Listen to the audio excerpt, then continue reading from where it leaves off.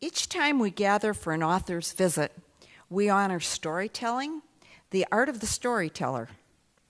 We learn about technique, writing process, and renew our appreciation of the written word. But tonight on this stage, we begin our program by nodding toward new writers, and we celebrate the potential of our scholarship recipients whose names you just might see on the cover of a book one day. Even though I'm the scholarship chair, I don't work alone. Without the judges who lend their expertise to reading and evaluating the manuscripts, and the Grand Traverse Community Foundation, this year in the person of Gina Limbacher, who manages all of the applications, the scholarships would not happen. Please note the insert in your program where the names of the people involved are listed. I thank them all and hope you will as well. I'd be remiss if I didn't express my appreciation to our donors and you, the audience, for purchasing tickets. Thanks to the generosity of many, we are able once again to present each of our 3 winners with a $2,500 scholarship. We are most grateful to all of you. Thank you.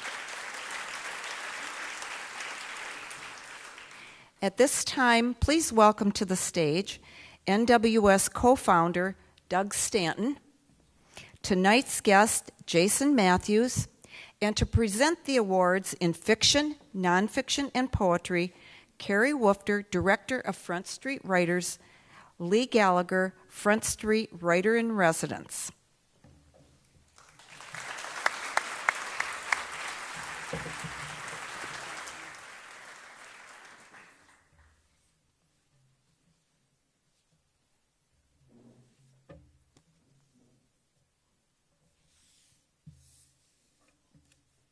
After the scholarships are awarded, each writer will read an excerpt from her winning manuscript. In the genre of nonfiction, the winner is Callie Chappelle. Callie?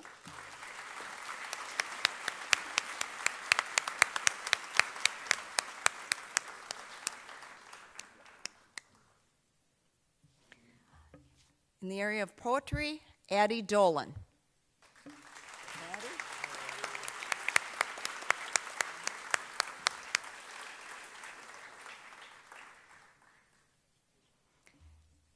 And in the genre of fiction, Kiana Prashinsky.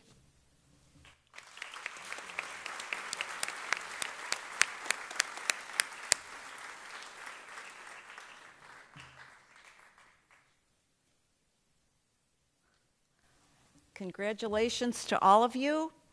The rest of you may leave the stage. You can go sit down. And Callie, I invite you to the microphone to read from your manuscript. And ladies.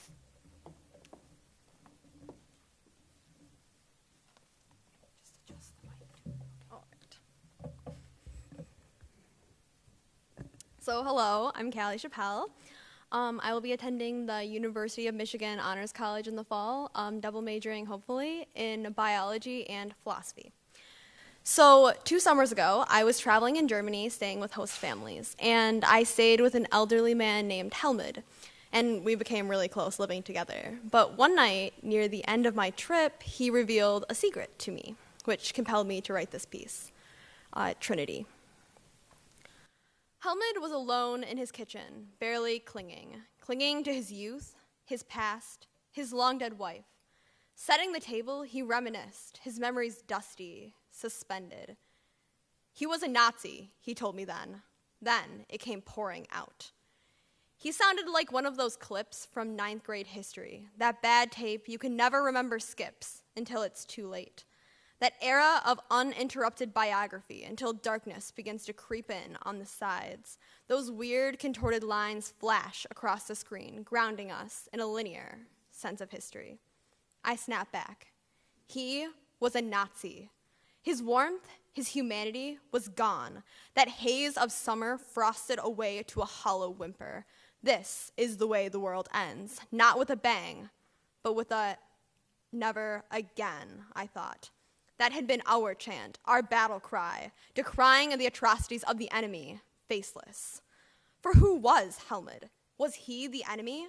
Was he just a boy ignited by the same patriotic fervor that I had felt that fateful day, watching those lonely twin towers cascade into our collective unconsciousness? Was he just a damn Nazi? No. In Germany, the Nazis are dead. We perpetrate their ghosts. We the blind who accept, who don't question. We the passive who choose not to. We the people. I was swept up in the current of my era, and in that moment where he confided in something to me so intimate that it was nothing more than a whisper, I didn't think that Helmut was anything but a fair-skinned, blonde-haired, blue-eyed Nazi. I didn't think in that moment that he was my grandfather. Inside me, there was a dull ache where an ideology had been. He spoke and drank rapidly a glass of water, E.E. Cummings once said, but I took the glass of wine. Thank you.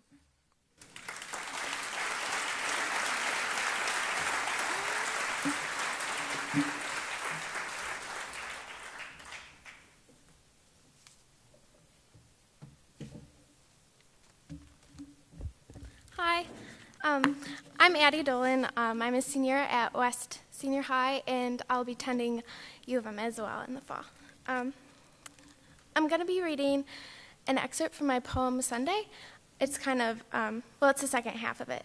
And what happened was my friend called me up one Sunday morning and was like, hey, I have an extra ticket to a concert. Want to go? And I was like, of course I want to go. And so, yeah.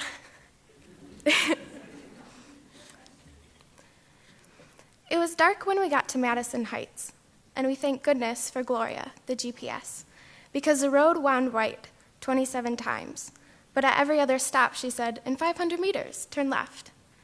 And then there was a house with a lit-up peace sign, a tree growing in the middle of the porch, and a guest list at the door. I counted 33 strangers smushed into the living room. As we waited, we mingled. Some casually sipped on wine.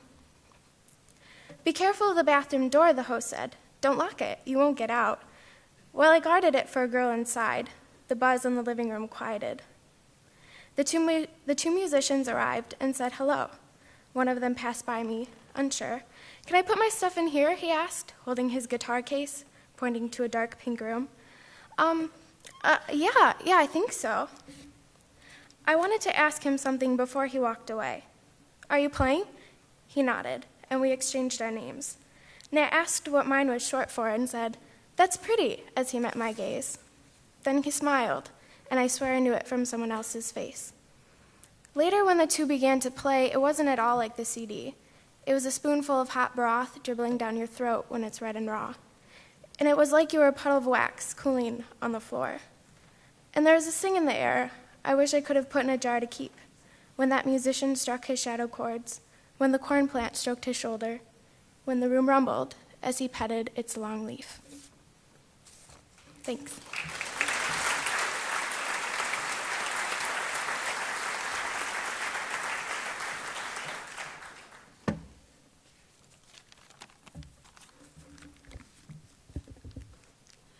Hi, I'm Kiana Pershinsky, and I'll be attending Michigan State University in the fall, and I'm going to read an excerpt from my story, Looking Towards the Sun.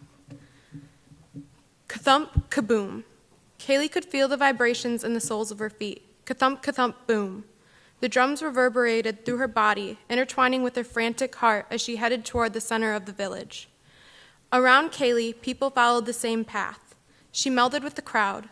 All the tan bodies draped in animal hides were a sea of dark hair and earthy colors.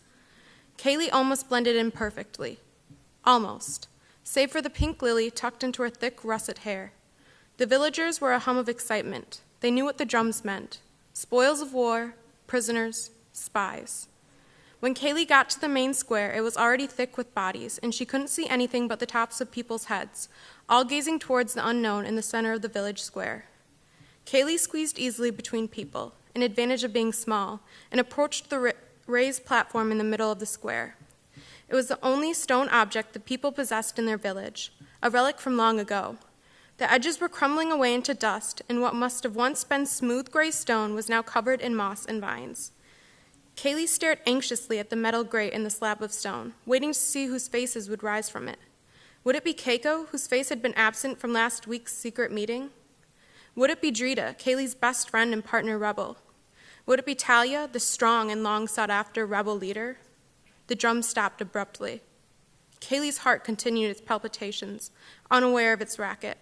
Slowly, the grate rose, an eerie screech piercing the watery blue air. Darfus, head of the military, emerged, leading a trail of prisoners linked together with heavy rope. Kaylee's heart slowed as she scanned the faces. No one she knew. They must have been from a village recently raided. Their attire was the foreign clothes of outsiders, bright colors and synthetic materials, and their faces had jagged metal protruding from their noses and ears and mouths. The line was long, and Kaylee grew more easy as she looked upon strange faces, until she saw the last one. Kaylee's heart stopped altogether. She made a small wounded yelp. Unknowingly, she curled one hand to her chest, and her other reached out to the bound man. Kita. His name formed on Kaylee's lips, and she silently called out to him. How was he standing there? Just this morning, Kaylee had seen him. Kita had brought her a single pink lily and whispered words of the next rebel meeting. Then, not wanting to get caught talking together for too long, he had told Kaylee he loved her, and left, wearing a sideways smile. Kaylee's thoughts raced. Tears pricked her eyes, eager to betray her affection for Kita. Love was forbidden in their village. Their leader, Abhay, told the people it brought plague, selfishness, greed, and hatred with it. Once all of the prisoners were standing in a line, Darfus raised his hand to silence the onlookers. My people, today I bring you grave news. The Randu tribe attacked our soldiers last night. Hisses broke out among the people. Kaylee knew if she were smart, she would join in, but she could only stare helplessly at Kita. Unfortunately for them, our troops were prepared and captured all of the enemy soldiers. War cries broke out. Kaylee's ears rang with the heavy sound. What about him? A man in the front shouted, pointing at Kita. I recognize him. He is one of us. Darfus drew back his lips and approached Kita. He grabbed a fistful of his hair, tilting his chin back. This one is a traitor. He was caught this morning carrying information about rebel troops. Jeers whipped through the square, and the man who had inquired spat. It hit Kita's bare foot. Kaylee felt a rogue tear travel down her face. She scrubbed it away quickly. Now, these captured soldiers will be made into slaves for our camp. But what should we do with this traitor? Darfus grinned wickedly, surely knowing what the villagers would demand. Kill him, people screamed, some banging on the stone slab. Slit the pig's throat. Thank you.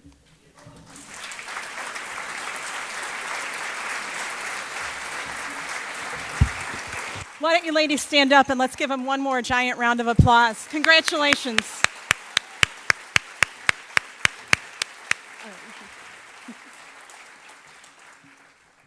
How exciting is it to see future award-winning and best-selling authors on this stage? Now, tonight's special guest host for an evening in conversation with Jason Matthews is NWS co-founder and Traverse City native Doug Stanton. Stanton is the author of the New York Times bestsellers In Harm's Way and Horse Soldiers. His writing has appeared in Esquire, the New York Times, Time, the Washington Post, and several other national publications. In Harm's Way spent more than 6 months on the bestseller list, and Horse Soldiers was featured on the front page of the Sunday New York Times Book Review and spent over 3 months on the New York Times bestseller list. Jason Matthews was a spy for 33 years, and spy habits obviously die hard because just last night he gave Doug and I the slip, not meeting us at our predetermined rendezvous. Rather, he found his own way to the restaurant. But I guess when you've been a spy for 33 years, you can manage to find your way around Traverse City on your own from the Park Place Hotel to Amakal. Matthews retired from the CIA's former Operations Directorate, which is now known as the National Clandestine Service, following a 3-decade-long career. During that career, he served in multiple overseas locations and engaged in the clandestine collection of national security intelligence, specializing in denied area operations. Matthews conducted recruitment operations against Soviet East European, East Asian, Middle Eastern, and Caribbean targets, and as chief in various CIA stations. He managed covert action projects against the Weapons of Mass Destruction program and the world's rogue states, collaborated with foreign liaison partners in counterterrorism operations. So exactly what does a spy do once he retires? Well, in the case of Jason Matthews, he pens a top-notch spy novel. And tonight, we are fortunate that Jason Matthews is here in Traverse City to tell us about his new book and everything that he can tell us about being a spy without getting in trouble with the agency. Please join me in welcoming Doug Stanton and Jason Matthews to the City Opera House stage.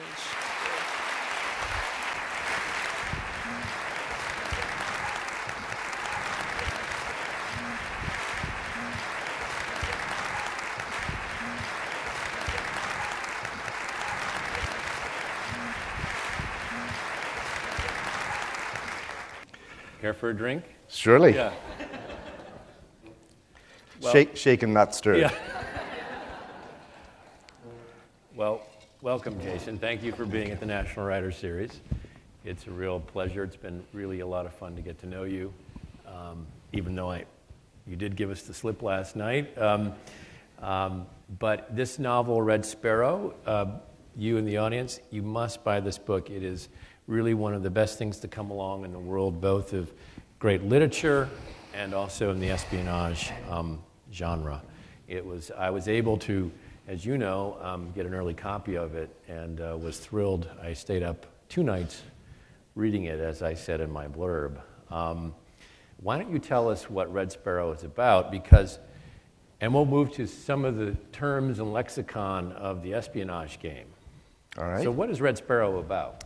Well, generically, Red Sparrow is the story of a KGB girl. The KGB was the Russian intelligence service, Foreign Intelligence Service. It's now called the SVR, which stands for Foreign Intelligence Service.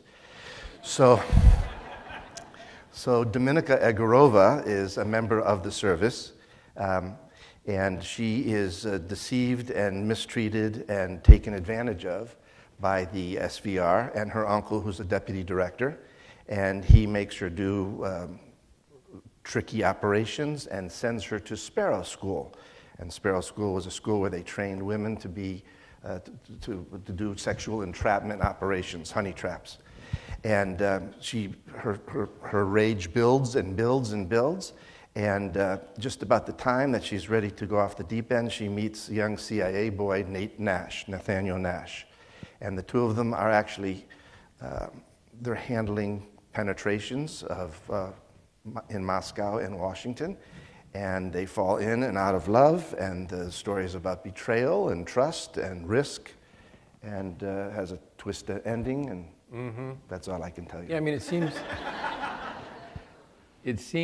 it's a fascinating book, I think, about the secrets we hold within ourselves and from each other, and the cost of doing that, and then also the necessity sometimes to betray those secrets. And so I do see it as a Romeo and Juliet kind of story in some ways between these two unlikely characters. You know, some people think that espionage might be simply a male genre, but I think really in your book, the hero is Dominika. Yes. Right. Tell us, I know the audience, I don't know if they really... Tell us about the sexual entrapment in the Sparrow School. Does that exist? And what does she do in the novel? Well, can you say? Or? You have a whiteboard? I could draw diagrams. In the early days of the Cold War, the 50s and 60s and 70s, there was allegedly a Sparrow School in Soviet Tardistan, which is east of Moscow, in the city of Kazan. And they trained women to speak foreign languages and pull champagne corks and elicit information from male targets who they could maneuver into honey traps, into compromising situations. They also had trained males who did the same thing, who were called ravens. And I've always wanted to know how to apply for that job, but...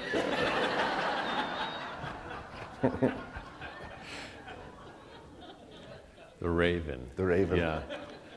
Nevermore. So Joe, in her introduction, called you a spy. Is that accurate? It is not accurate. Intelligence officers... Should we punish her now, or no? She'll have a drone over her house tomorrow morning. No, it's not accurate. Intelligence officers, at least in CIA, are called case officers or just simply officers. The spies, who we call agents, it is incorrect to call CIA officers CIA agents. In our lexicon, agents are the foreigners we identify to steal secrets for us. So an agent is the foreigner, and that more precisely is the spy. That's the fellow who goes and photographs documents or steals secrets and reports them back to the handling officer. So, yeah. That leads to my question. What do case officers and spies do? I mean, why have them? I mean, what purpose do they serve in the world, right, from your experience? Yeah. Espionage, largely defined, is, well, it's been called the second oldest profession in the world. What intelligence officers are, who they are clandestine journalists. As an example, if the New York Times representative in Moscow went to the Russian foreign minister today to ask about Russia's energy policy, he would be told that Russia will loyally supply Western Europe with cheap and reliable energy. That's the public policy. The State Department, John Kerry, the Secretary of State, will go to the same minister and ask, what's your energy policy? And he'll be told, we will supply reliable energy, natural gas and oil, to Western Europe if you do not put missile shield installations in Poland and the Czech Republic. That's the bilateral policy. At midnight behind the soccer stadium, Jason talks to the secretary of the foreign minister and gets the real story, steals the secret, the state secret, that, I'm making this up, that Russia instead will sell oil and gas to China to create a crisis in Europe. So there are levels of secrets and levels of information. And so when you talk about clandestine journalism, what you really mean is you're writing the secret story of statecraft that may not be readily apparent, and your job is to cable that back to your bosses and et cetera. Yeah. The parallels with journalism are numerous. You look for a source, you know you have a story to write, you know you have intelligence requirements. You find your source, you vet your source, you write your story, which in our case is the cable to headquarters, and then you protect your source against all threats and discovery and identification. And the skulking we do is called Tradecraft. And so let's talk about Tradecraft for a moment, because it's so interesting. Tell the audience some of the terms. There's the bump and the brush pass, and I heard you talk today about the car toss. And what's a car toss? It involves a car. Yeah. But they're heavy though, right? So when you, okay, yeah. No. There is a part of what we do.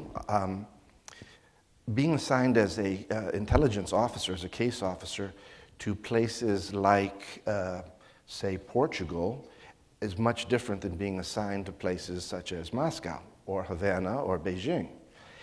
In the latter three countries, totalitarian country, there's often 24-hour surveillance. Mm-hmm. So we have to do things that are called impersonal communications, where you're not seen with your source. So a car toss is throwing something out of a car at a designated place, mm-hmm, to get a package or some information, or receive it from an agent, a reporting source. I see. And Red Sparrow begins with Nate Nash, the male hero, running something you call SDR, Surveillance Detection Route. Tell us what that is.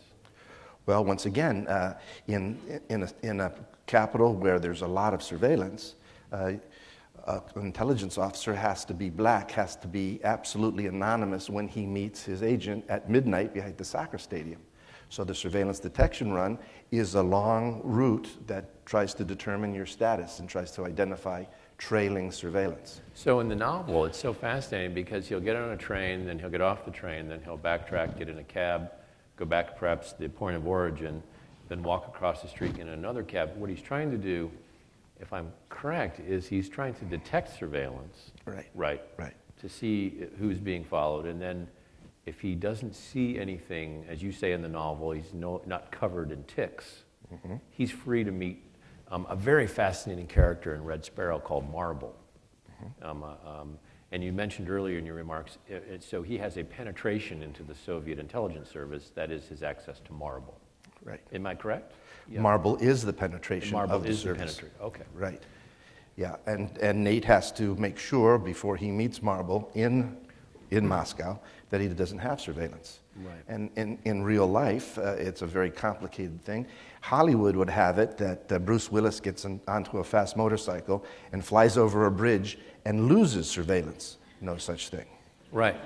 Well, in Red Sparrow, in fact, Nate Nash is almost busted at the end of his, during his meeting, his supposed clandestine meeting with Marble. It's so interesting, as you know, May 14th this month, an unfortunate young man working as the third secretary in the economic section in the embassy in Moscow.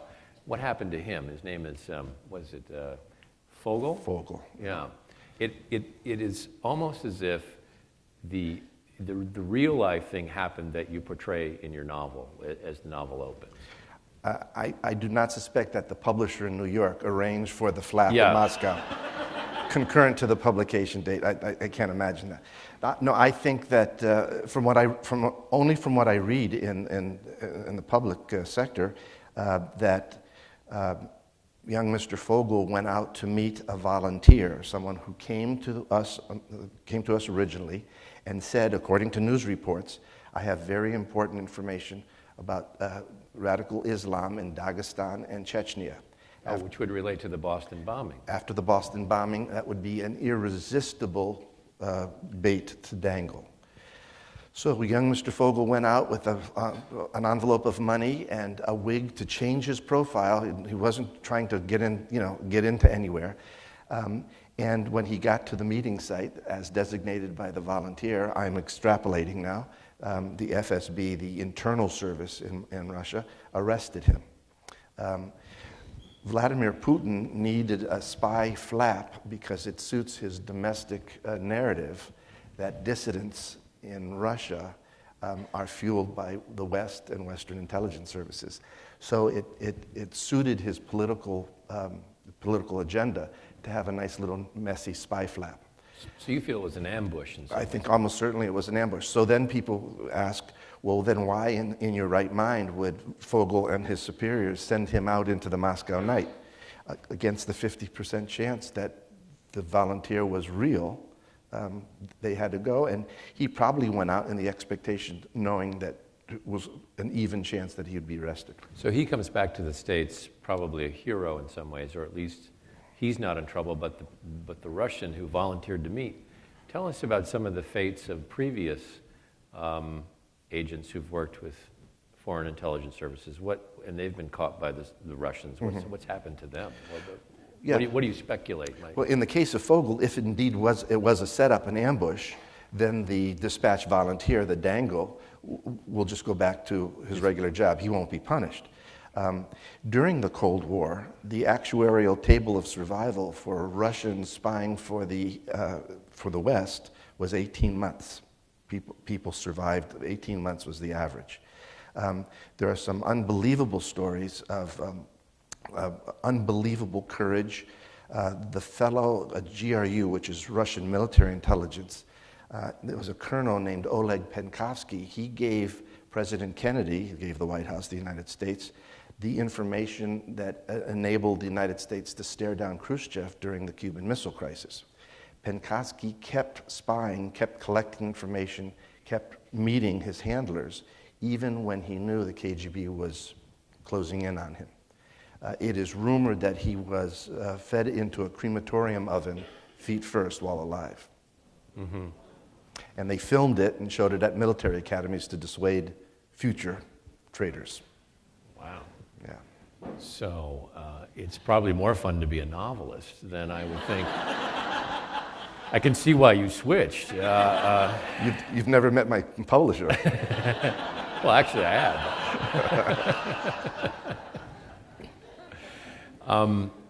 But You've said publicly that you were a tandem couple. That is, your wife did this as well. That's right. For actually 34 years, we retired pretty close to one another, and we went from tour to tour to tour with family, and we did the work together. One dark and stormy night in Eastern Europe, we were driving. It was a snowstorm, and surveillance was behind us. And she rolled out of the car. She had a scarf like a babushka, and she rolled out, and her mission was to go and try to recontact the family of an agent we knew had been arrested. It was a desperately dangerous mission, which is why I let her roll out of the car. I turned up the music in the car and led surveillance away, a critical function, by the way.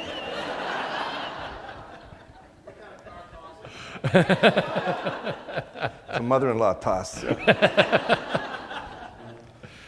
Why was it dangerous? I mean, what because did she have diplomatic immunity? She also did. Yeah. But for instance, we knew the agent, for instance, was arrested. So knocking on his apartment door, we didn't know what was on the other side of the door. Were there 3 big goons waiting for exactly this kind of recontact? Was the family cowering in the corner? Daddy's already in prison, and the mission was basically to get the wife and daughter and son out to the West. And as it turned out, they were not home. They had already been sent to internal exile, living in the countryside. Tell us about mice. We've talked a bit about the lexicon of the espionage game, but what are some of the levers that you, how do you approach someone to recruit them? Yeah, I'm often asked when I give the example of meeting someone behind the soccer stadium at midnight, and in a denied area, it's still, even after the Cold War is over, it still has mortal risk. We try to identify basic motivators and vulnerabilities that enable us to push the right buttons to recruit foreign sources. And we have an acronym that is MICE, which basically stands for the 4 human motivators: money, ideology, conscience, and ego.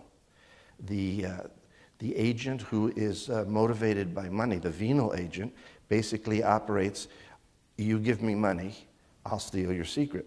We had an aircraft mechanic come to us one time and said, this was in the mid-70s, early 80s, and he said, our country has just received 6 MiG-23 export models from Russia. And I will take pictures of them, and we were very interested in them at the time.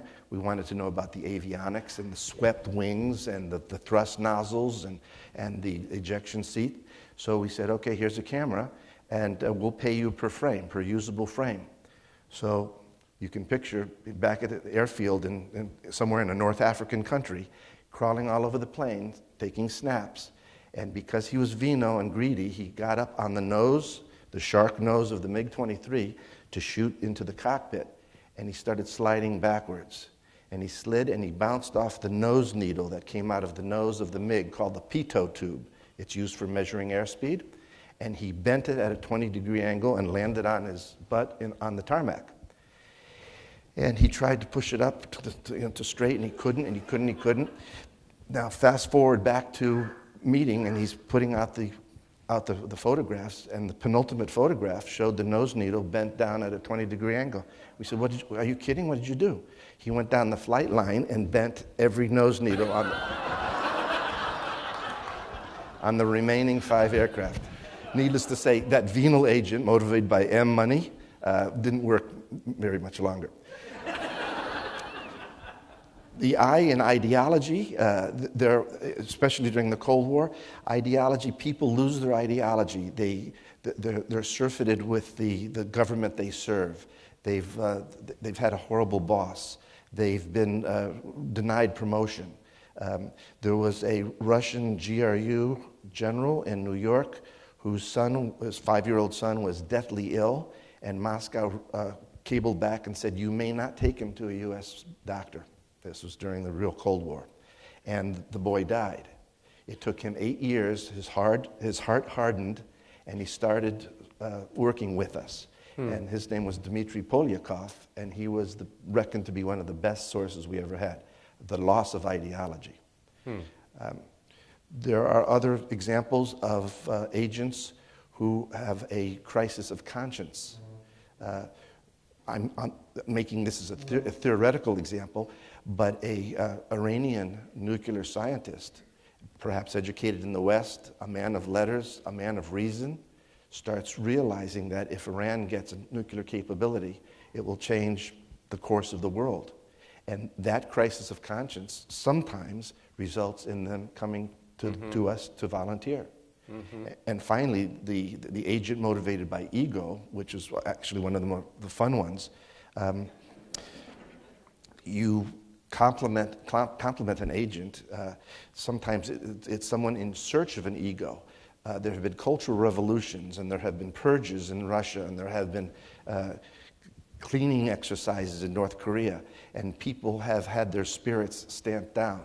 I was meeting with one prospective agent, and he said, we tried to develop a friendship and bonds of trust with him, and he told me at one time, I'm only going to talk to you, my American friend.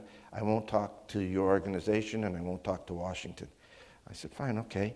So we talked a little bit about current events in his country, which was behind one curtain or another. And the next time I saw him, I said, you know, I owe you an apology. I've taken your small tidbit comments, and I wrote them up in a report, and they hit Washington like wildfire. It went to the NSC, and it went to the White House. Whoop, absolutely untrue. But he had his spirit squashed by his country and by his government, and all of a sudden, here was something that he could deliver. And he swelled up and he said, well, if you think that was good, wait till I tell you something else. And pretty soon he wanted to say, have you sent the next report to Washington? The poor guy thought he was spying for Jimmy Carter, God help him. And what's the enemies list? Well, the enemies list is, it's all under sort of the rubric of elicitation, of getting people to talk about themselves. So this is elicitation. The mice levers are part of the elicit. You identify one of them. Yeah, you're trying to decode sort of the human cocktail. Everybody's different, and you try to get people to talk about what they do and what their fears are and what they need out of life.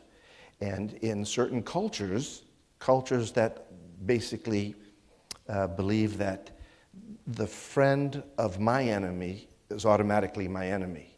Conversely, the enemy of my enemy becomes my friend. So you tell a new agent, or you tell an agent that you want to develop a little bit more, write down on a piece of paper 10 names of enemies that you have. People you don't like, neighbors whose dogs bark, just your enemies. You learn a lot from the list.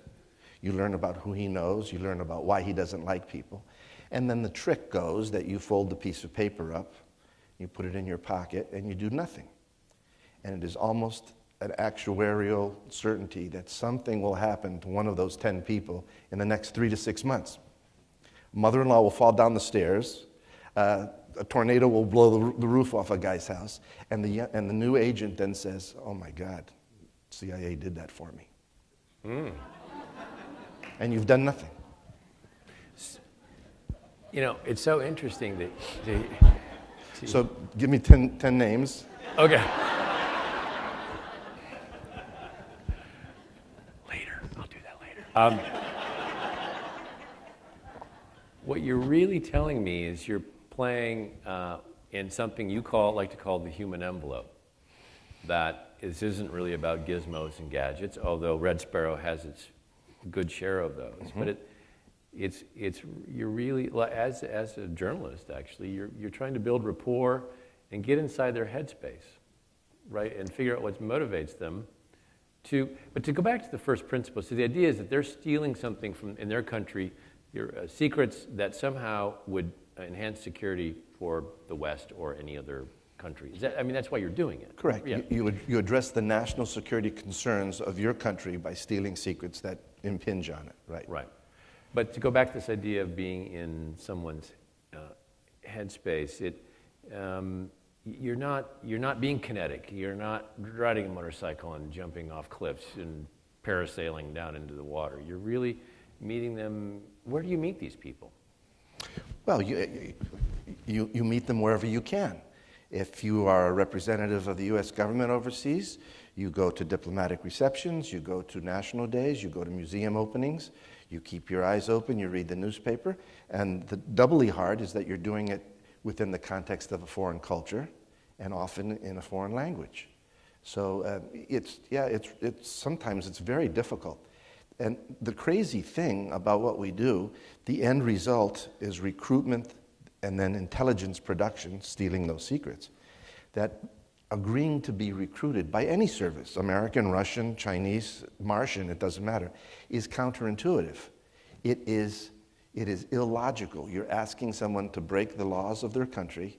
You're asking someone to step into the zone of treason. You're asking someone to trust that no leak in Washington or no mole in Washington will ever expose them, and for modest amounts of money, usually. Mm-hmm. Nobody in their right mind would accept that deal, except for mice, or except for a sick daughter, or except for something else. We sometimes are accused of expedient amorality, but there's nothing more important to a CIA case officer than the security of his or her agent. Mm-hmm. We do everything we do is to protect that source of information. In fact, that theme and that runs through Red Sparrow quite a bit. Mm-hmm. But to what lengths would you go to protect an agent? Getting them out of the country, or? Yeah, you could get them out of the country. It's called exfiltration. Mm-hmm. Now, the movie Argo deals with an exfil. That's right. Right. Yeah, I knew the character that Ben Affleck played, Tony Mendez. 6 people got out of the American embassy in Tehran when it was taken over by the mob. Most of the embassy personnel were captured and held captive for 444 days. 6 got out and somehow made their way to the residence of the Canadian ambassador. The Canadians were heroes in this case. They kept them, they hid them at great risk to themselves. And then Tony Mendez came up with the idea of going to Hollywood and ginning up a fake production company and getting in and getting them out. Yeah. Let's talk about how you retired from this life, which I imagine had to be consuming. It's not a 9-to-5 job. No, it's 24 hours, yeah. 24 hours. And how do you come to write Red Sparrow after 33 years of doing this? Had you written other books before this? No, nothing. I'd written a gazillion cables to Washington, and that's sort of expository writing. You're trying to convince headquarters to give you more money, give you a budget, approve an operation to see it your way. But when I retired, and there was a pretty substantial void in everything I was doing, I wrote it. Started writing partly for therapy, partly to fill up the hours. But I admire the modern thriller writers today, and I read a lot of them, and I read all of them. And, people like John le Carré and Charles McCary are really excellent, all the rest. But I thought it would be fun to write, or to try to write, a spy novel with food in it and a little naughty parts, but with real tradecraft, real stuff. And I might mention that every comma in the book was read and approved by the agency. Mm-hmm. We are bound to do that for anything we write. When you say that, though, what are they looking for? I mean, because they're looking for things that often the reader doesn't care about necessarily, right? I mean, sometimes. Or for instance, tell us all the parts they cut out. Actually, they were very good, and they didn't cut too much, mostly because I knew the minefield and how to navigate. But for instance, identifying what they still consider classified installations. Mm-hmm. They don't like to acknowledge that we have stations in any given country. So you have to be careful. And then what they call sources and methods, how we do things, and sources who may even be active to this day. You have an interesting moment where one of the characters uses burst transmission. Tell us what, it's in the novel, tell us what that is. Well, once again, in a country where it would be dangerous or fatal to be seen with your American case officer handler, there are ways to pass them equipment where they can write with a little keyboard a message, the intelligence, the secrets they stole that week, and then shoot it in a burst transmission to the waiting case officer, or the other way around, and undetectable, and there's the agent meeting.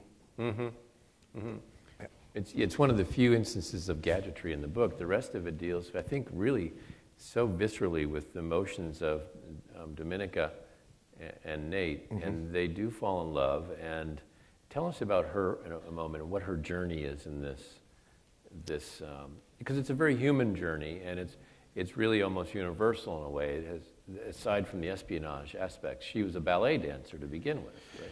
Right, and her career was ruined because a rival broke her foot while dancing, and then her despicable uncle puts her into Sparrow school. Then she's used roughly in a couple of degrading operations, and then she is targeted against this American, and she's not familiar with Americans, but when she starts meeting charming young Americans, not autobiographical, I might add, she goes through a major change in her life. She loses her ideology, and she wants a little ego gratification, and she wants revenge.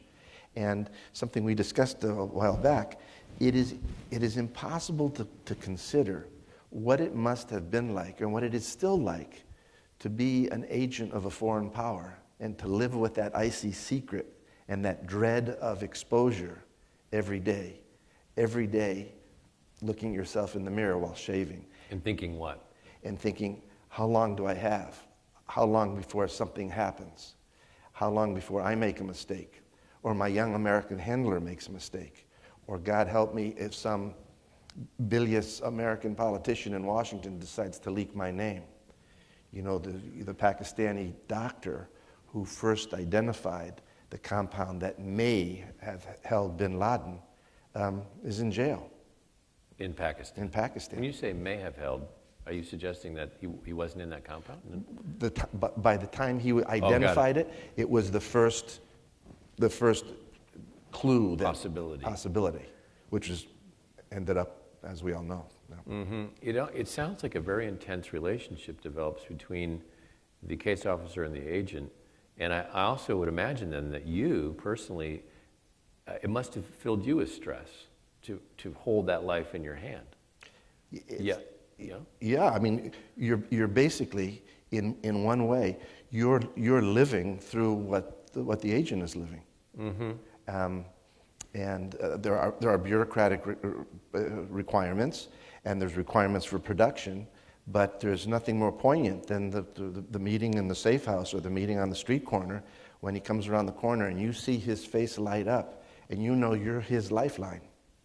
You've given him ego, you've given him a lease on life, and you know that basically you're putting him at great risk. And you said, I heard you say, that you can't fake this. No. That this friendship, this bond is real in a sense. It's not real in the way that a marriage might be real, but it is a kind of marriage. Marriage is more dangerous. Yeah. Especially when you make your wife jump out of moving cars. Exactly. It is. It's you know, there were cases of not in denied areas, not in these really hard totalitarian states, but there were cases of the bond between case officer and agent that were so close that you know, sort of against the rules, agents would stand up as godfathers for the American officer's kid, or vice versa. They would go to the United States sort of separately and then have vacations together. It could get almost fraternal, you know, sort of like brothers, yeah. In fact, that's really the dynamic that begins to develop in Red Sparrow, right, between Nate and Dominica, right? Isn't it? I mean, don't they begin to obviously fall in love they cross a line. Right, yeah, and thank God it's fiction. Any case officer who sleeps with his or her agent is in big trouble bureaucratically. But in this case, they cross that line and they try to step back over it, and they cross it again, and it's the conflict. It's love and duty and honor and betrayal and trust and risk. Right. Yep. So when you sat down to write this book, when you say it was therapy, what do you mean by that? Well, I think it was a way more gently to separate myself from my life for 33 years. We all go through it. Officers who have served 15, 20, 25, 30 years, they've done it full out. They've done it a lot. When you pick up a phone, even today you say, it could be bugged. It's not that you're paranoid, it's just that it's the automatic reaction. Did you live with that, the actuality of it being bugged? Absolutely. We lived in denied areas. Now, what is a denied area, Jason? It's where you have constant surveillance. Okay. Traditionally, Russia, Cuba, China, Vietnam during the old days. Burma could be a denied area. North Korea, certainly. When you went there working out of the embassies. You walked around as Jason Matthews. Correct. Yeah. So you weren't. This was not a covert operation. No. But you wake up in one posting. We used to wake up and go from the bedroom through the living room to the kitchen. We had a 1-year-old daughter at that time, and in the ashtray on the coffee table there was the stubbed out cigarette butts of the entry team that had come in that night and had left the butts to show us that they were there. And what were they doing in the house? Changing the batteries, leaving a message. We would come home to, we had a 100-pound black lab who was goofy and friendly, thank goodness, and we'd come home and he wouldn't be around, and we'd open the closet door and there'd be sitting with the tongue out, tail wagging. The entry team had put him in the closet. He had not attacked them, thank goodness, and they'd closed them up just to show us that they could. And what are they changing the batteries in? Cameras and microphones? Yes, yeah. And when you go to a denied area, you're trained basically to expect and to be able to live and to mentally handle that kind of constant surveillance. Mm-hmm. And for some people, it's harder than for others. And by surveillance, you mean surveillance everywhere in the house? Yeah, cameras in the bathroom and the master bedroom and kitchen and front door and back door. They want to see what you're doing. Mm-hmm. Mm-hmm. And you know this, and it's probably not a good idea to cover those cameras because then they know that you know. Exactly. So this is where it gets into the realm of writing, I think, where because I'm asking, you must have begun to create another Jason in a way who's kind of watching the Jason watch this happen in order to create a distance from the experience. It had to be nerve-wracking. You mean Did it not? The writing or, no, or the living? Just living in the surveillance. It was kind of, you were being watched as a character is watched, in a way. Yeah, in a way. Did it bother you? Was it difficult? Well, my wife and I, our makeups just happened to be that we could handle it. Instructors said, put it out of your mind, give them a show. The whole point was to somehow connect with the opposition. The same thing happened with surveillance teams on the street. You tried that psychic connection with them. Other officers, other wives who weren't in the agency had a really hard time. Mm-hmm. Stepping out of the shower knowing that 4 guys across the street were lighting up cigars and watching her naked. Yeah. Wow. Yeah. You would leave at Christmas in your car parked in the street a frozen turkey. Sometimes. Well, that was a trick that was sometimes done, especially in Eastern Europe, especially during the Christmas season. They have, Christian tradition, even though it was the communist countries, and you'd leave a turkey or a goose in the back of your car, frozen, lock your car, go up to your apartment, as a gift for surveillance. They had keys to your car. They'd open it up and take it. Never thank you, never acknowledge it, but it was the psychic connection. We used to walk back to sometimes surveillance cars and say, I have an extra 6-pack of Coke, do you want it? And they take it and put it under their seat. Not that you're trying to defeat them, not that you're trying to fool them, but you're giving them just a little glimpse of, this is a human guy. This is not just the main enemy, not just the target. I see. You're trying to become human to them, and right. You're trying to make them soften up. There's a story of a State Department officer, and they don't have the same kind of training.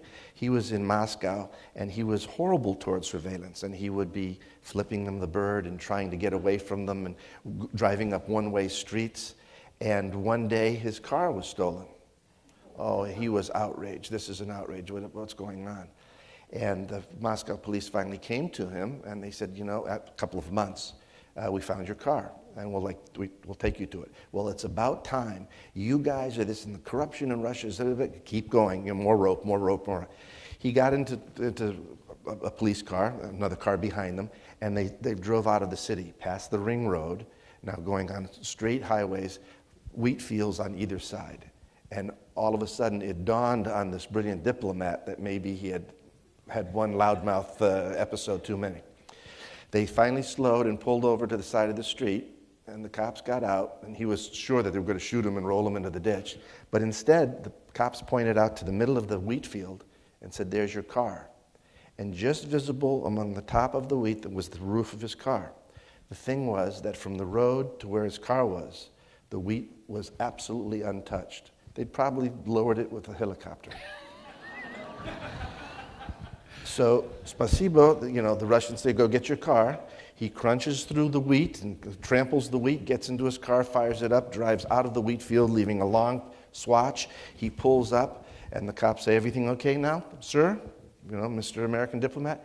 And the guy, not learning a lesson, says, "I had a book on the rear shelf. It's missing. Someone stole it." "Well, I'm sorry, we can't help you, sir." So he drove back fuming to Moscow, and when he got into his apartment, the book was in its original place in the bookshelf. Surveillance, all powerful, all intrusive. I thought they were going to charge him for the wheat. I was waiting. And it's a funny story because you actually are sympathizing with the Russian guy. Absolutely. So, yeah. Here's some button-down, ugly American, arrogant, who thinks they can tweak the Russian bear. Yeah, no, it's about, one of the things about the novel is that it's really a novel about the humanity of people and the inhumanity of people. And Dominica especially, because of some decisions she makes, certainly experiences the brute hand of her own government. When you were writing, did you think it would be published?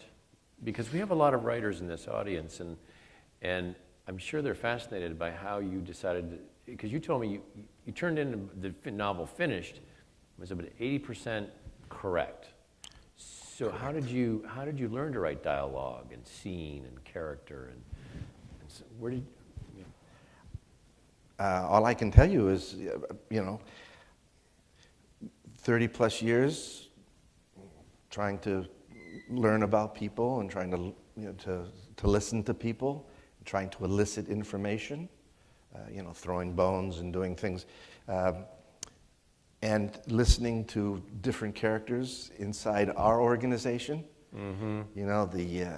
The brilliant counterintelligence officer, or the irascible old veteran, or the careerist. That's Benford and Gable and others. Basically, you try to use the patois, and you try to. But I had no expectation that I would publish, and as I said, I was writing it mostly therapeutically, but also to try to jam in as many real details as I could. Mm-hmm. Yeah, and I think you and I talked about this. The heroine, who became the main character, actually evolved. She took over the book. She basically took me over as she grew, and she became the most compelling and evocative character, I think. Mm-hmm. She reminds me of Elizabeth Salander from the Girl with the Dragon Tattoo trilogy. Very interesting. There's a feel in this book about a woman's journey towards some type of authenticity in a very male world, and which makes, I think, the book elevates it. This is not just this is not a hook and bullet kind of book. You've written something different. Would you want to read us a passage? Sure, I can, yeah. And have you, by the way, this is your very first book event of a national book tour.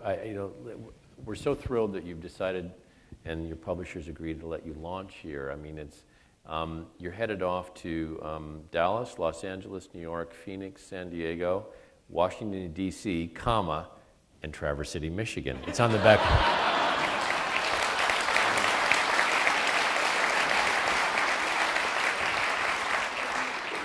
It's funny with Traverse City, they put comma MI because no one else knows where Traverse City is. And the back blurb, in the spy tradition of John le Carré, this electrifying thriller is filled with insider detail from the life of a veteran CIA officer. And we haven't talked about, before you read, tell us about Putin and his character, because he's in the book. Mm-hmm. And do you think he's read the book? Because when I was reading the book, I was afraid he was going to find out that I was reading the book. And I don't know. I mean, I don't know if he reads English. I don't know if they will translate a bit of it and give him an executive summary. I think so many books critical of President Putin have come out that a sort of a tongue-in-cheek spy account of what he does and who he is probably won't concern him too much. Right, but before we go to the excerpt, that reminds me that the Putin part of this book and what makes it, and also the Fogel incident, May 14th, mm-hmm. which is really drawn, which mirrors the novel very closely, is that this novel portrays a new Cold War, post 9/11, post fall of the Berlin Wall. Right. Just talk a moment about what that is, because it's not about nukes and territory, it's about exerting influence. Absolutely, yeah. And there have been some very scholarly books written about the notion of a new Cold War. Instead of the Politburo trying to preserve world communism or promote it, it is now President Putin and his oligarch friends and his former FSB colleagues throughout the government who are now using as a ticket oil and natural gas to Western Europe and the Baltics, suppression of separatists in Chechnya and Dagestan and Georgia. It is his intent to weaken NATO, not by military force, but by investment and enticing Western money to come in. It is about breaking up the American-European Atlantic Alliance. It is about mischief in Iran and Syria. People have asked, in his right mind, does he want to see a nuclear Iran? Because Iran is on their border too. But it is Russian xenophobia and desire to keep a hand in the great game mm-hmm. that is leading him this way. And in 2007, 8, and 9, there was a fantastic investment boom in Russia. Mm-hmm. People were making billions of dollars overnight. But corruption is rampant, and President Putin has those ice blue eyes, and he wants to stay in the game. Mm-hmm. That's the new Cold War. Mm-hmm. Where does China fit into this? What's China's 20-year plan? Well, is there one? I think China's 20-year plan is hegemony in the Pacific. It's getting Taiwan back. It's figuring out how to continue stealing secrets from the United States via cyber warfare. Mm-hmm. They're the premier cyber warriors. And they have their own problems. They have a tremendous environmental crisis going on. They've got a demographic problem. They, like other totalitarian states, are trembling at the thought of an uncontrolled internet, an information cloud out there. That really is a nightmare scenario. For all of them. For places like Saudi Arabia, for places like Iran. And if you don't doubt it, I mean, there's no internet service in Iran. Mm-hmm. They don't want, especially the younger generations, to be informed. We recently had Blaine Harden here, author of Escape from Camp 14, uh-huh. about North Korea. Yeah. What can you tell us about North Korea as a part of this triad, or is it? It's really not. It's, in my opinion, it's a very dangerous, volatile, minor player in an area. Whether they have nukes and delivery systems for them still remains to be seen. They've done some tests, but they're considered a nuclear power. The dangerous thing is that behind the scenes, that little chubby successor leader, Kim Jong-un, is trying to consolidate his power. I've read that he's fired some older generals, and saber rattling for them is an art form. Mm-hmm. Yeah. Mm-hmm. Well, listen, would you read from a section of the book, and would you set it up for us? It takes place in about the middle. Right. After Dominica has all her disappointments in life, after she's been betrayed, she has a maternal guiding figure, an older woman who defies the Soviet Russian bear and is assassinated. She comes tearfully to Nate, and she basically recruits herself. The best recruitments are the ones where the agent basically comes up and tells you, I want to work with you. Like the little guy who thought he was spying for Jimmy Carter. He recruited himself.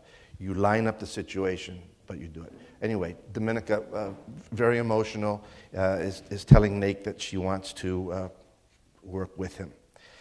So the best recruitments are the one where the agent recruits himself. His instructor had bellowed at the farm. Remember that, no surprises, a natural evolution, he had said. Well, this was hardly a natural evolution of the phased recruitment. Nate felt like he had just run Class 4 rapids in a bathtub. It was an hour later, and Dominica had never actually uttered, yes, I will do it. No agent makes the decision without a handshake, with a handshake and a signature. Instead, Nate just got her to start talking about it.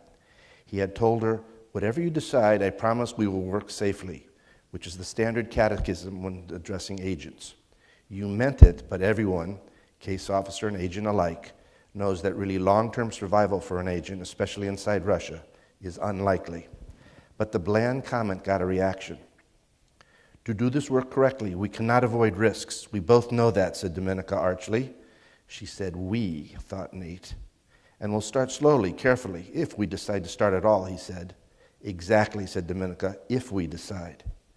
And we'll proceed as quickly or slowly as you want, said Nate. Your side can examine my motivatia at their leisure. If our collaboration turns out to be unsatisfactory, I will tell you, and we will agree to the okonchanie, the termination of our relationship. They apparently had the same agent handling cant in the SVR. She was through the first stage. It was getting late. Dominica stood and reached for her coat. Nate helped her, watching her eyes, the corner of her mouth, her hands. Was this going to stick? They stood looking at each other for a moment. She turned to him at the door, offered her hand. He took it and said goodnight, and she left quickly, making no sound in the stairwell. After Dominica left his apartment, Nate stayed up, jotting notes, remembering what she had told him. He resisted the idiotic urge to walk to the embassy, wake up the station, and begin writing cables to headquarters.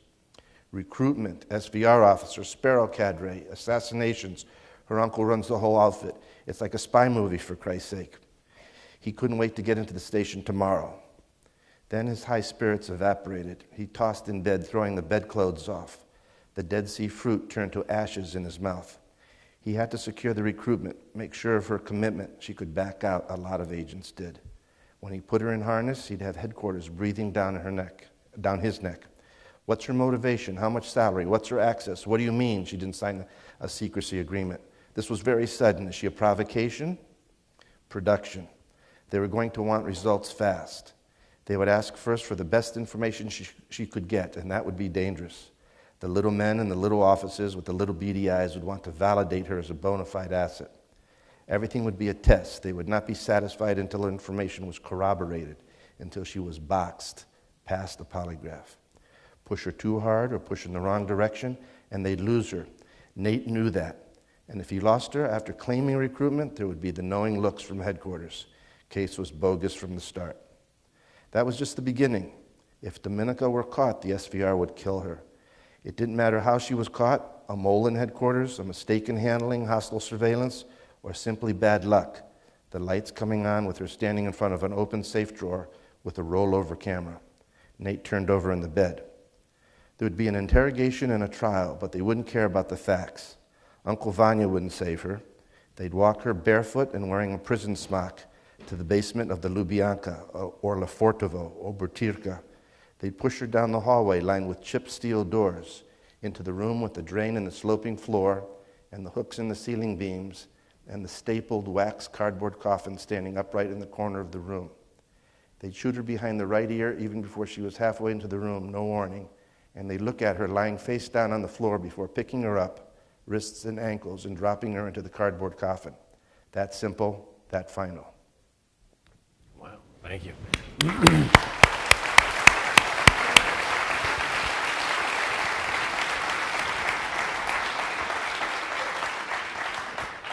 Now I notice, that's the first time you've read publicly from this novel? Mm-hmm. Well, thank you very much. That was great. How did it feel? Horrible. Did it really? Yeah, I'm not used to it. And some poor bastard had to read the whole thing for the audiobook. I couldn't imagine doing that. You said something interesting to me when we were talking. You said you don't really have a public persona yet through which to talk about this novel. Because you've really spent 33 years kind of not being the guy who blends in, but being the guy who's always interested in somebody else's story, right? And now you have to talk about your own. Well, I want to thank you for giving me the opportunity at least once tonight to use the term wilderness of mirrors. Okay. No, we live below the radar. We try to. We live with cover. We live with going from place to place to place. We learn languages. We try to blend into the culture. When you recruit someone, you have to get clandestine about it. And yeah, it's a new experience with a public sort of face. Mm-hmm. It's interesting. Right after this section that Jason read, there's a recipe. Mm-hmm. This is the only literary espionage novel I know of that has about a dozen recipes salted throughout it, which actually are the dishes that have been eaten in the scene you've just finished reading. Tell us about why you did that. Well, actually, there's a recipe at the end of each chapter. Okay. And I've admired books where the author has written in detail about a sumptuous dinner or loving a certain dish. A lot of foreign writers do that somewhat better than we do. I remember William F. Buckley in his Blackford Oaks novels described dinners and cooking things and dinner parties. So I thought it would be fun. But I didn't want to muck it up, so I put the recipes in the back of each chapter are very elliptical with no measures or no oven temperatures or no times. It's almost like, here's a little hint about what you have to do, stand back and good luck. Did your editor like the idea of the recipes in the book? About 50% of all the people that helped me with this disliked it, and 50% liked it, and some people who have reviewed the book thought it was a gimmick, others thought it was a distraction, others liked it. But as a literary agent that you know well said, as long as they talk about it. Right. All right, well, let's talk more with Jason if we bring up the house lights, and we'd love to take some questions from our audience. Thank you all for being here. Jason, we have microphones, and if you will stand and say your name and speak away. Yes, over here, Roger. Yeah, it sounds like a fascinating book, actually. My wife always says I never read her books, but this is one she'll have to fight me for. Do you see this as evolving into a series? Do you have a character or characters, not knowing the outcome of it, that you see moving on? Do you see a future? Yes, I'm writing. I'm about halfway through a second book, which is in essence sort of a sequel with many of the same characters, with new operations and new threats, and so at least one more. Just say yes. You've got a whole bunch of them out. Okay, here's a question over here. My comment is I hope your third or next book is an autobiography. And the question is, when Valerie Plame was exposed, what effect did this have on the agency? And then did we have agents who were exposed and lost? To my knowledge, it had very, very little effect overall on the agency. Her exposure, her naming, her being named as a CIA employee, to my knowledge, did not result in any arrest of any agent, any loss of any agent, any dissolution of any agent network. She had a very limited overseas. She worked for me at one point in our careers. Brilliant desk officer, headquarters desk officer, but had a limited overseas experience. Yes, up in the balcony. I was just wondering how many languages you speak and what would be the most useful languages to learn in this business? I've been taught 3 or 4 or 5 languages. Promptly forgot some of them, most of them. I'm from a Greek family, so I speak Greek. Learned the usual Romance languages: Italian, French, Spanish, but had to learn some other sort of very, very weird ones. The agency is looking for candidates who speak what they call the critical strategic languages: Mandarin, Farsi, Arabic, Hindu, Urdu, obviously the languages of the hot spots these days. That's what I'm learning. Down here. Yes, there's one right over here. Right here. Yes, I was just wondering, this is about CIA operations in general. How do they weigh, the potential benefits of what might happen in that region of the world against the blowback obviously potential blowback against both the U.S. foreign positioning in that area and local human and civil rights? Any operation, long or short, an operation just doesn't, start on Monday and end on Friday. These are long, sort of protracted things.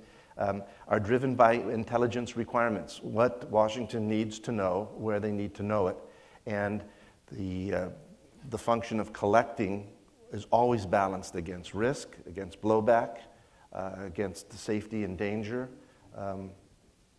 It's not a perfect system, but there is a concerted effort to balance all elements before going into an operation. A lot of people would say, well, CIA has messed up so often, it doesn't sound like you guys do it right.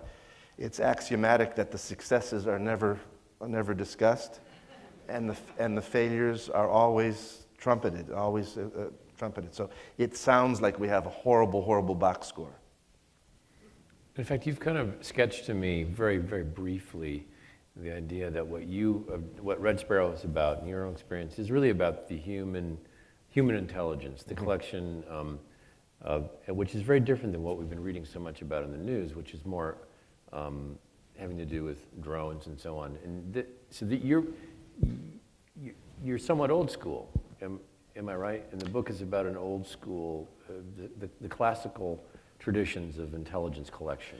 Yeah, I think that the global war on terror and the pressures and the resource demands that it puts on the entire U.S. government has, in some ways, eclipsed or diverted attention to some of that old school, what they call human intelligence. The best defense against terrorism, the best defense against the spy in our midst, is information, is intelligence. In the history of spying and espionage, we've caught American traitors almost exclusively because we had sources inside the Kremlin telling us, you got a problem. You got a guy named Robert Hansen. You got a guy named Rick Ames. Mm-hmm. Everyone remember the 10 illegals expelled from New York 3 years ago? These people had been in the United States between 10 and 20 years. They had detailed legends. I don't know. What's a legend? A legend is basically a biographic profile of where they were born and what they lived and what they do. It's all false. Right. And they were Russian intelligence officers living as Americans. Much like the television show The Americans. Exactly so. Do you think that's a good show? Do you enjoy it? It has some inaccuracies, but I think it's generally very good. Huh. Yeah. Anyway, the 10 illegals were caught because we had someone in Moscow who was deputy chief of the illegals directorate, who eventually defected. His name is Potayev. It's in the news. In fact, I've seen some video of them doing Tradecraft, that is the Russian illegals trading information. You can view it when you go to New York. So what you're telling us is that this, while it seems fictional, this is happening in our midst. Every day. Really? Yep. The Canadians just had a young sub-lieutenant, a naval lieutenant, caught selling secrets. Ryan Fogel was caught in Moscow. There's someone, in Traverse City who. No, I'm kidding. It goes on. It's the great game. It's the second oldest profession in the world. Mm-hmm. Writing being the first. Yeah. And what it has in common with the first oldest is someone's going to get it in the end. All right. Hi, Heather. Hi. Could you talk about raising a family while having this as a job, and whether agents who their spouses also are not agents, but you know what I mean? Officers, yeah. Officers. Is that more effective to have both partners being officers together, or most of them only one person in the family does it? And were there times when you were doubting your choice of career when you were raising your kids? It's both good and bad.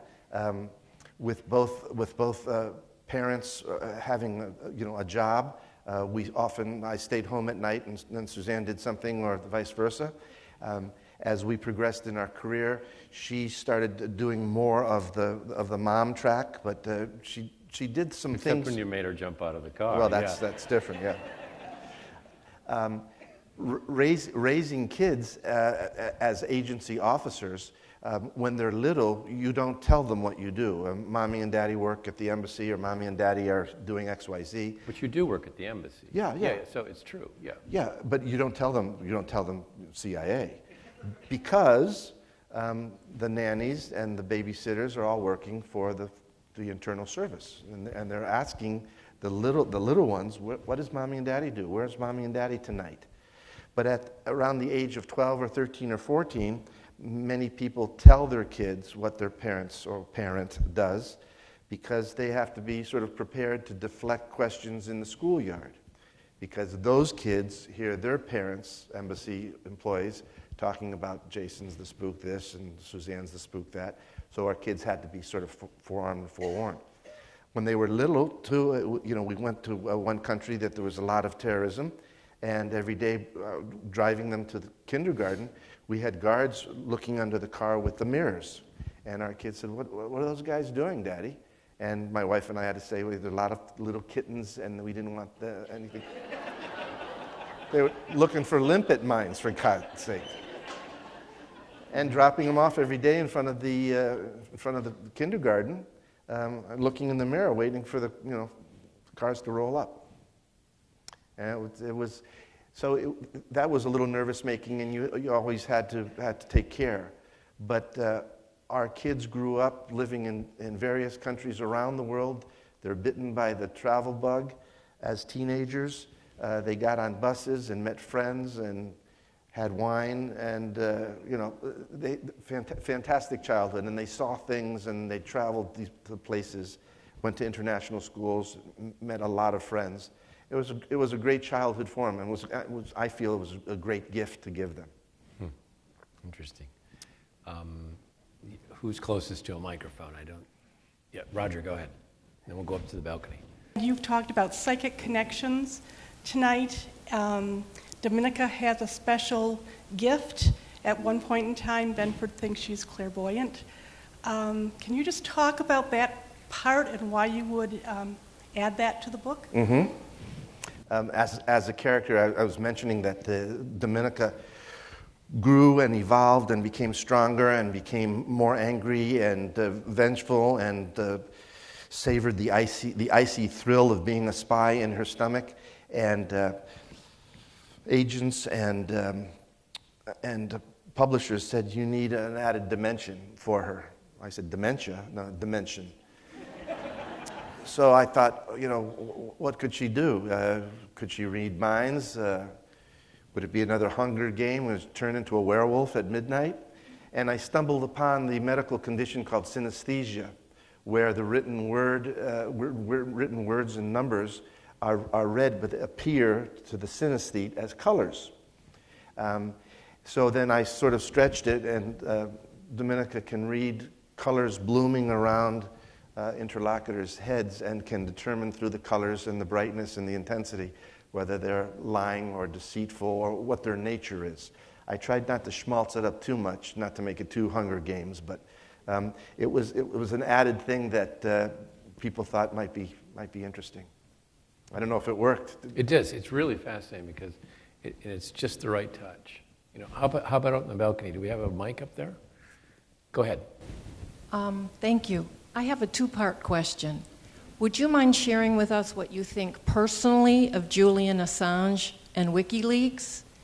And then the second part is, as an author, if you were to put him in your second novel, how would you write the rest of his story? Wow. We have ways of making you talk here.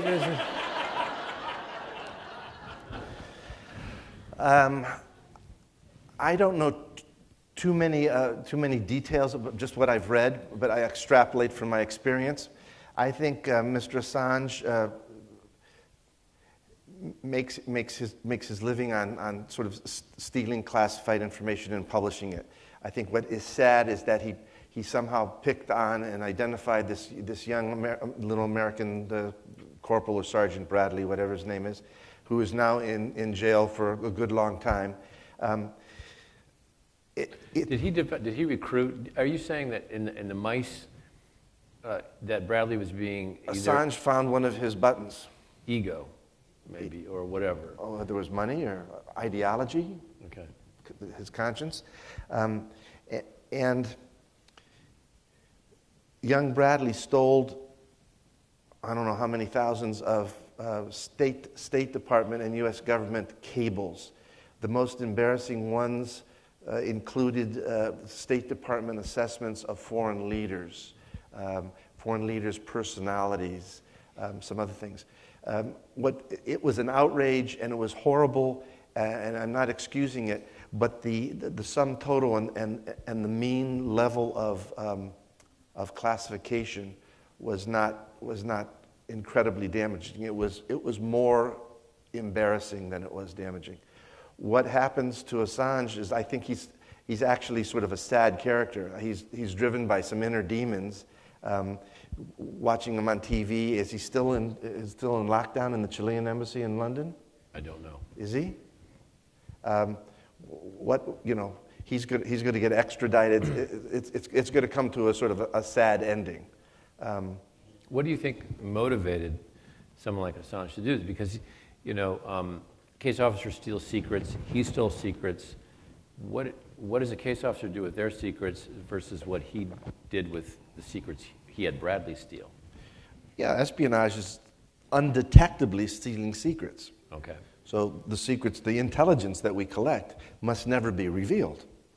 But Assange's whole raison d'etre seems to be to get secrets, to get classified cables, and then to publish them. So I leave it to you all about what motivates him, what fires are burning inside him that he feels he has to do. Is he righting the wrongs of the world? Is he getting back at U.S. foreign policy?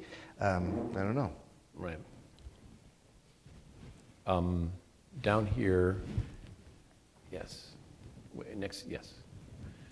In your Next. 33 years, were there ever attempts to trap you, like a honey trap, or anything in those, or you just did that to the other people? No, actually. Were you a raven? No. Actually, the Western services, I'm generalizing now, but Western services eschewed the sexual entrapment as an operational technique because in our catechism, our belief that any agent recruited by blackmail, by coercion, would be resentful and prone to betrayal and prone to fabrication and not a reliable asset. It would fly against our precept of being almost like a brother to an agent and protecting them always. The Russians and others have no such compunction. If a foreign diplomat in Moscow shows a predilection for redheads, he will have redheads in front of him every hour of the day. I'm exaggerating a bit, but that's... And you know, some of the big spy cases throughout the years, Western diplomats and Western businessmen were seduced. So the CIA doesn't particularly do that. Were you ever a target of a Sparrow? No, because A, I was a diplomat, and B, I never put myself sort of in that zone. When we were in denied areas, we really behaved. I mean, we didn't go out with the boys to a club. You don't do that. Plus, my wife worked for the agency. She knew everything was going on. Right here, in the front. She's going to hand you the microphone. That's not to say, also, parenthetically, that the divorce rate, just like in the military and some other professions, sky high in the agency. It's really hard. I'll bet. I was going to ask you about Benghazi, but I won't. I want to know, because you and I seem to be maybe the same age or close to it, how did you get recruited? I'm sure you didn't answer an ad, but how did you become a CIA agent? Well, I went to graduate school in journalism, and after that, I went to Washington to interview for jobs. This was in the mid-'70s, and... So you answered an ad? No, I just... a What lot kind of of jobs agencies. did you interview for? I'd say maybe half a dozen. I mean, the Department of Interior and the State Department. And then someone said, well, CIA, they're doing interviews. And because I had the requisite languages and I could pass a polygraph, I got through the first gate. And then a massive background investigation, and then interviews by gnarled and twisted psychologists. God knows how they assessed me. Sociopath with a bipolar vibe. I mean, who knows?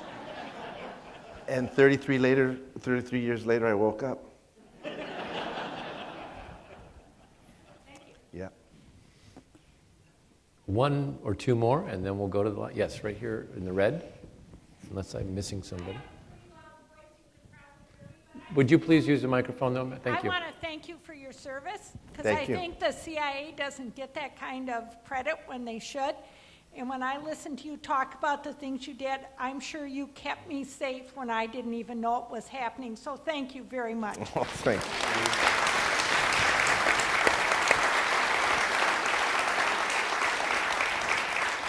Thank you. Do we have one more, or shall we adjourn to the lobby? Yes, right here on the aisle. Roger or someone? Thanks, Jill. Right here, up front.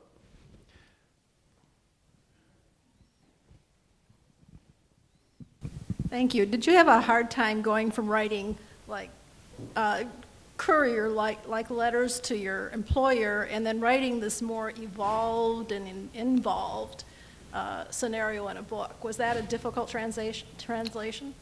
The two styles, government bureaucratese and cableese, is a lot different than anything that you'd want to read, in any kind of a fiction book. But I couldn't resist the temptation to put in, for instance, fictitious cables between characters so that the reader could read how twisted and insane cableese actually is. It's short and choppy and very economical, dating back from the days when communication systems basically were actually they were sort of budgeted by the space. So we had a sort of an abbreviated patois that was literally saving bandwidth. Now, modern communications, you can write just generically, but in the old days, it was very truncated. Not especially. I read all my life and admired lots of different authors, and I just started writing. You make it sound so easy. Jason's actually in Australia, and he's a retired FedEx pilot. He was never in the CIA. How do you know that's my real name? Well, listen, thank you. I want to say, thank you very much.